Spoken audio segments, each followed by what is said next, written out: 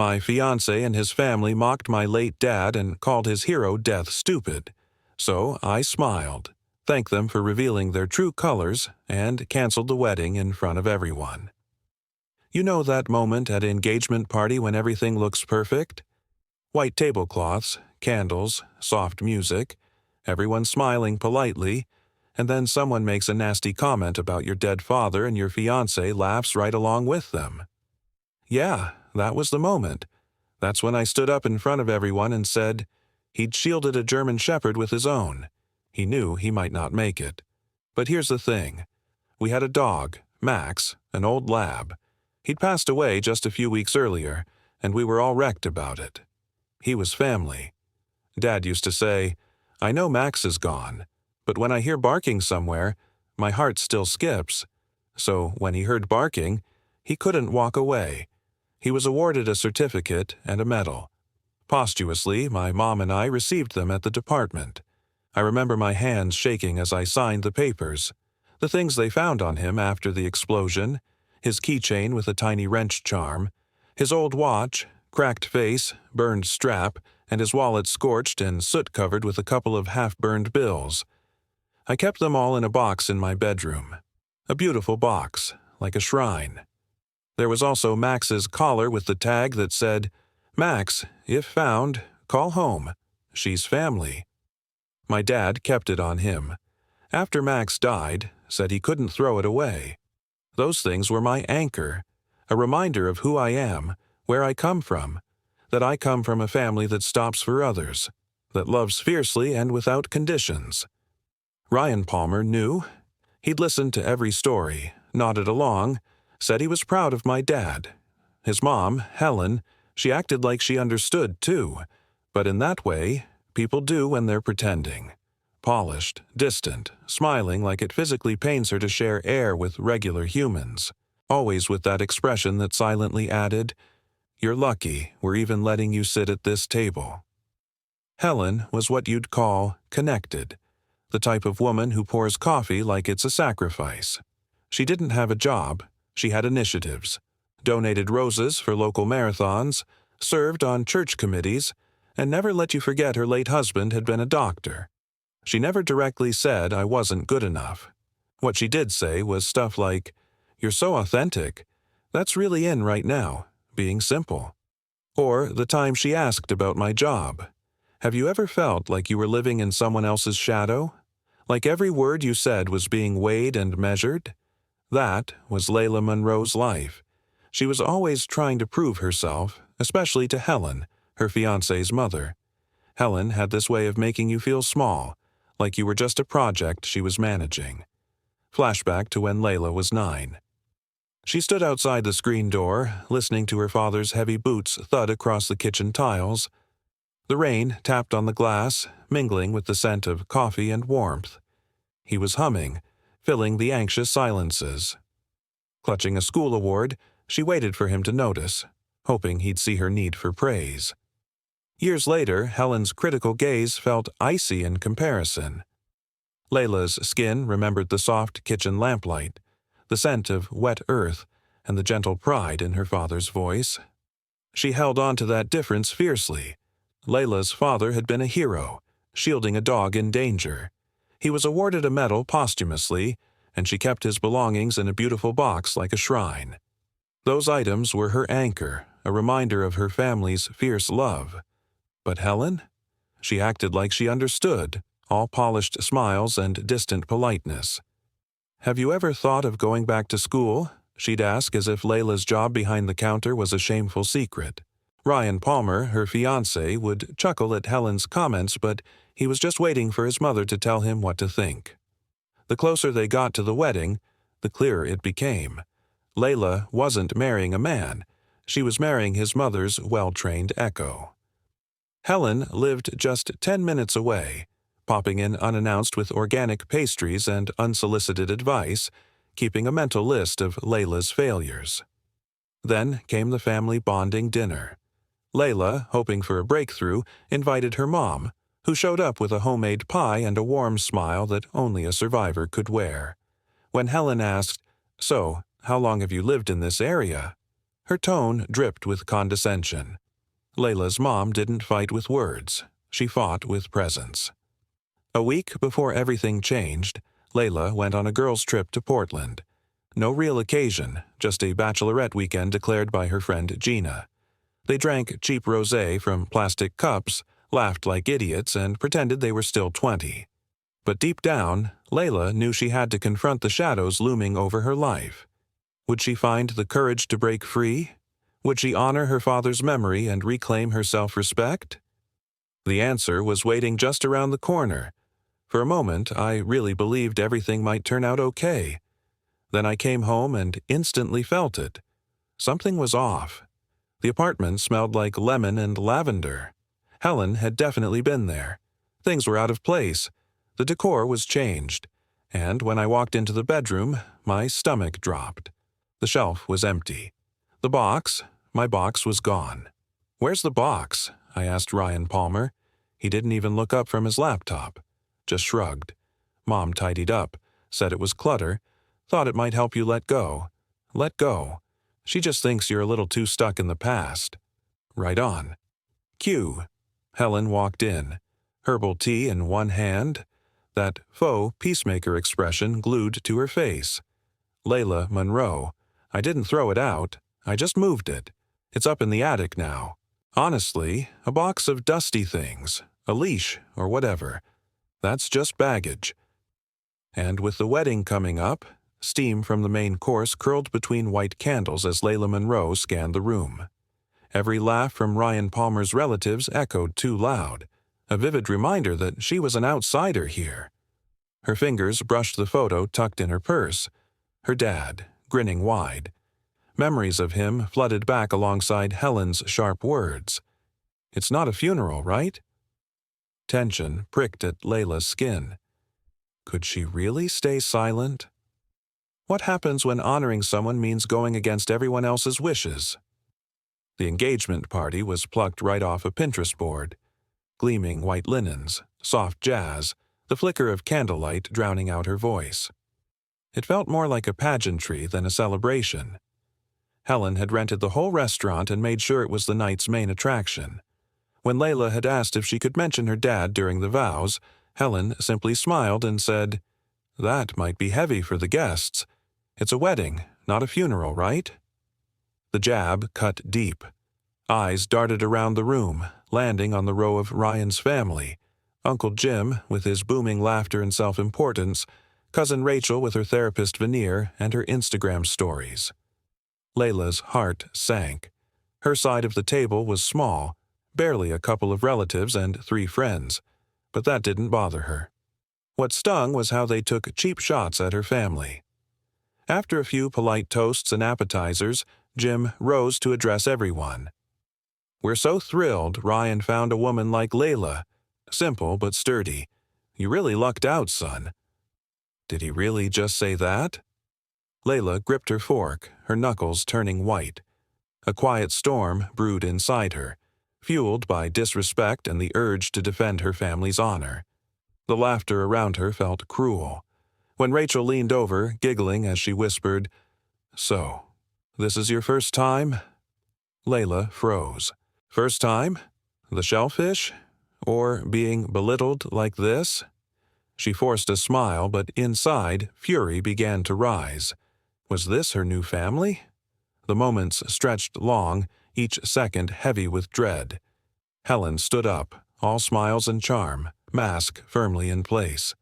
"I'm just so grateful to see you all here tonight." But would Layla remain silent? Or stand up for what truly mattered? As the music faded and the clattering of dishes grew distant, one question lingered. How far would she go to honor her father's memory? This is a special day, and I'd like to say a few words about our Layla Monroe. I froze. She's a girl with a strong will, knows what she wants. Sometimes a little too much, she added with a pause. Ryan Palmer's always been calm, grounded. I think they balance each other out beautifully. She'll teach him emotion. He'll teach her restraint, polite laughter, the kind people do when they're not sure if it's okay to be laughing. I believe in these two. Of course, the road to happiness isn't always a straight one, especially when people come from different cultures. She paused. But isn't that the beauty of it? We all learn something. I, for example, am learning to accept that boxes of memories can live in the bedroom. The key really is patience and a sense of humor. She looked right at me and raised her glass. I was barely holding it together at that point. Helen had just insulted me again, wrapped it up like a toast, tied with a ribbon of passive aggression. And the rest of them.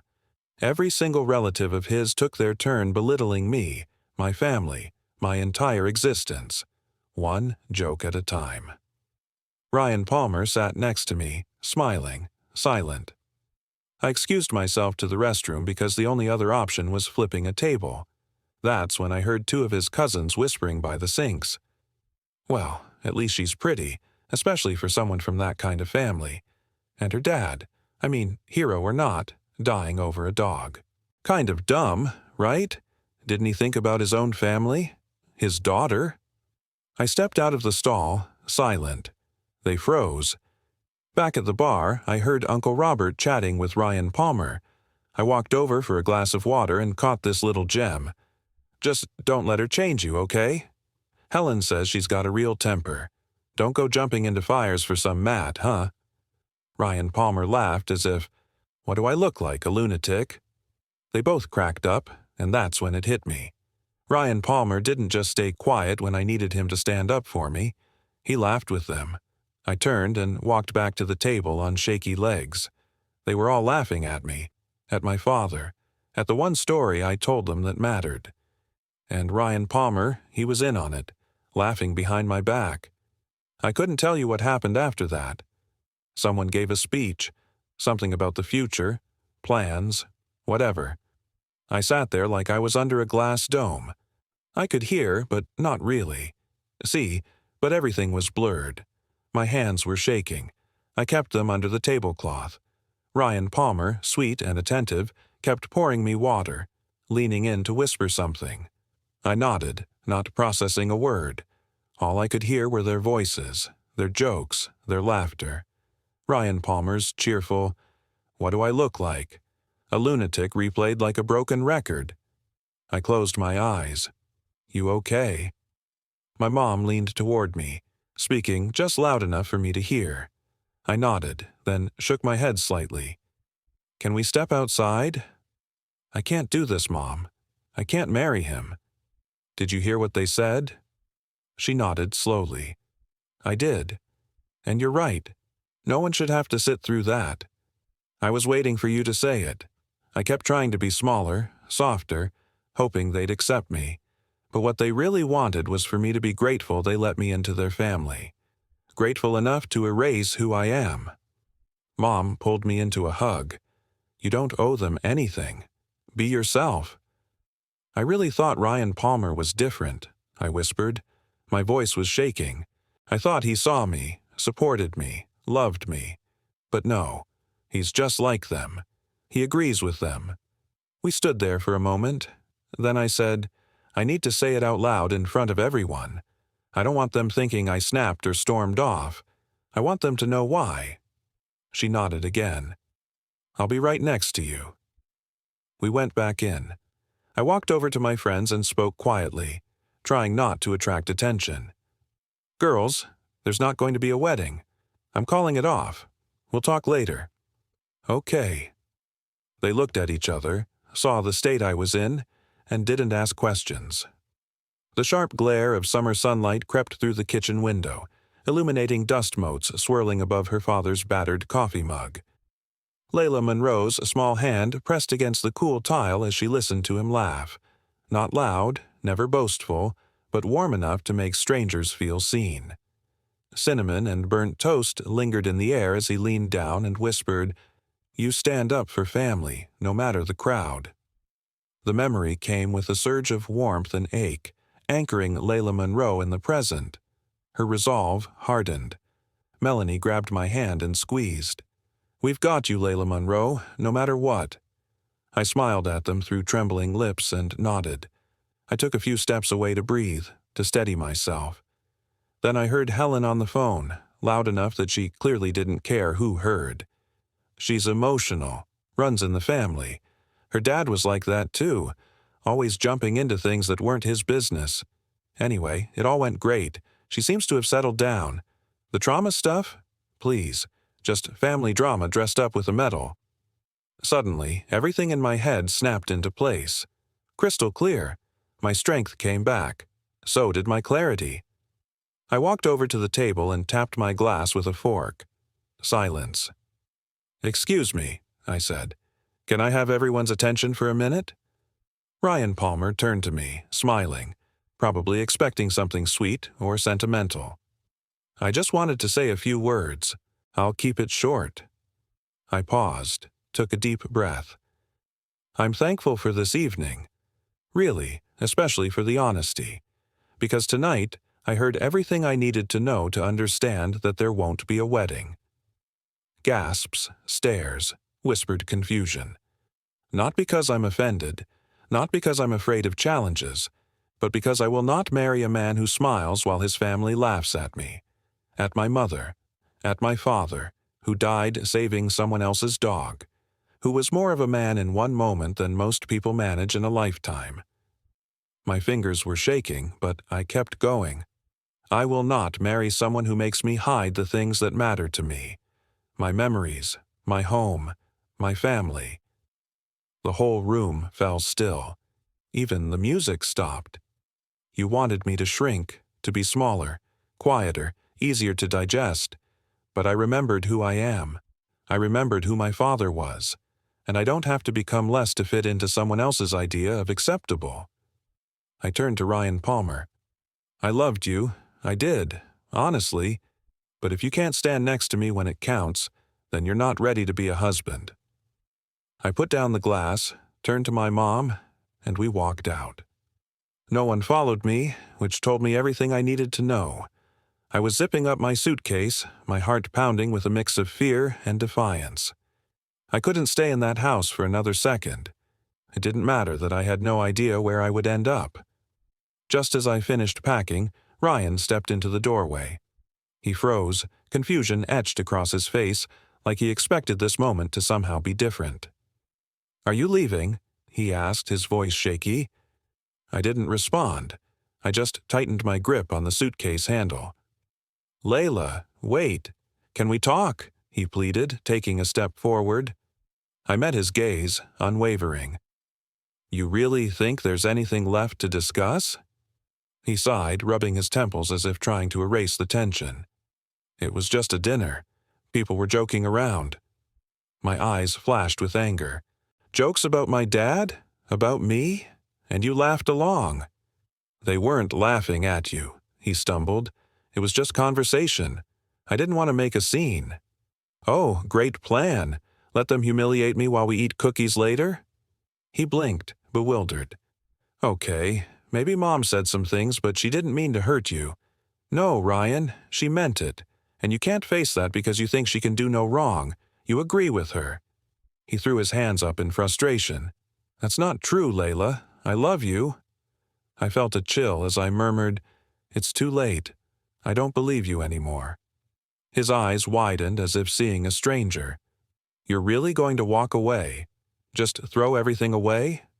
"I'm not throwing anything away. I'm leaving a place where I'm not respected, where my father's memory is treated like garbage."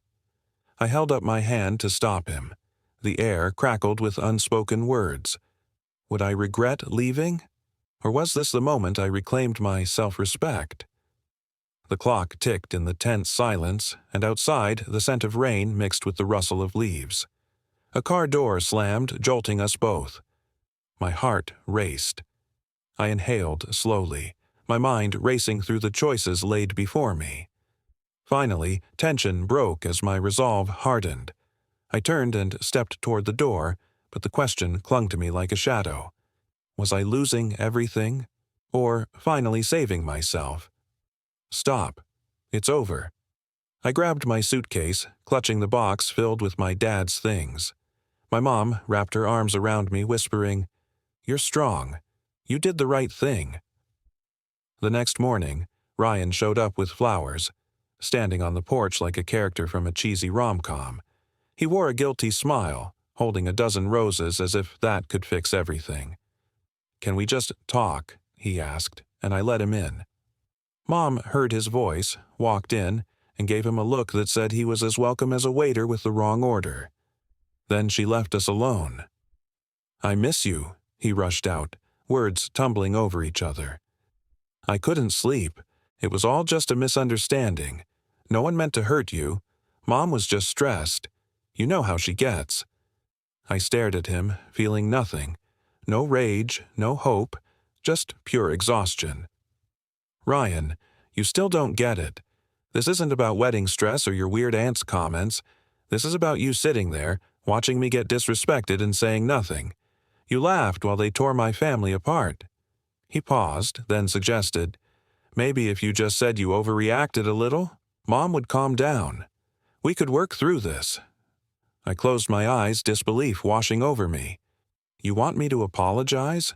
For standing up and saying that mocking my dead father is not okay?" He looked away, frustration creeping in. "I just want things to go back to how they were." "They can't," I replied, my voice steady. Just then, his phone rang. Of course it was her. "Are you with her?" Helen's voice blared through the speaker. "Yeah," he said, his tone shifting. "Don't you dare apologize. Tell her we don't let people treat our family like that. She ruined the wedding, humiliated us. Let her live in a box full of dog hair. You'll find a proper wife." The air thickened with tension. I felt a mix of anger and relief. Was this the moment I finally stood up for myself? Or was I losing everything I once held dear? The scent of rain lingered outside, mingling with the rustle of leaves as I realized I was ready to reclaim my dignity. The sounds of laughter echoed through the house, wrapping around Layla Monroe like a warm blanket. At 8 years old, she pressed her small frame against the cool wooden banister, her heart swelling as her father's joyous voice boomed from the kitchen. The aroma of fresh bread and lemon soap intertwined in the air, framing a perfect moment that felt bigger than life itself. "Never let anyone make you feel small," her father said, playfully wiping flour from her cheek. His hands felt strong and comforting, grounding her every time self-doubt loomed large. She often returned to that memory, feeling his love anchor her in stormy seas of life. Fast forward to the present, and Layla stood on the brink of a decision that would either fortify her spirit or tear it apart. "Go home, Ryan Palmer. I can't be with someone who stays silent when it matters," she declared, her voice steady as she faced Ryan Palmer, once beloved, now a source of unspeakable hurt. His mother's words echoed in her mind, each jab a reminder that silence in the face of disrespect is complicity. 2 weeks passed. Relief washed over her like a cleansing rain at first, but soon the doubts slinked in. Was she too harsh? Lying on her mom's guest room couch, she gazed at the ceiling, wrestling with questions. What if I could have handled it differently? She wondered. But love isn't silence when someone needs a voice. Love isn't laughing along while mockery stings. Inaction feels like betrayal. Then one morning, a friend sent her a link that stopped her heart. Helen had posted family memories, 4 photos that pulled her deeper into a past that felt both warm and heavy. The first was a snapshot from childhood. Layla perched atop her father's shoulders, Max the dog sporting a silly hat. They were a picture of joy, and her father's laughter rang through the frame. Another captured a crayon-drawn memory of them bravely confronting a fire, a battle they had won together. The third was a sun-drenched picnic, Layla grinning widely in her "My Dad is My Hero" shirt, her first catch flopping proudly next to her.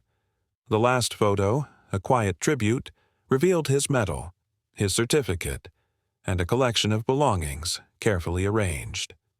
The sight tugged painfully at her heart. She had shown this to Ryan once with tears streaming down her cheeks. "It still hurts," she had shared. Now, the memories erupted, reviving the righteous flame inside her. With rain-soaked determination, she resolved to stand tall, not just for herself, but in honor of every laughter-filled moment that fought against the tide of disrespect. A wave of courage surged through her.